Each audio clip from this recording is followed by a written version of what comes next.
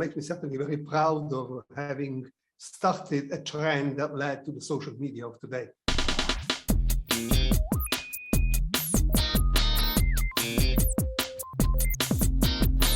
When you see people using their phones and they're snapping pictures and sending them, they're going online immediately.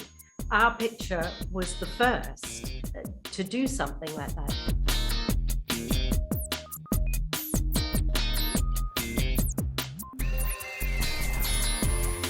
This was the first photo that had to do with life.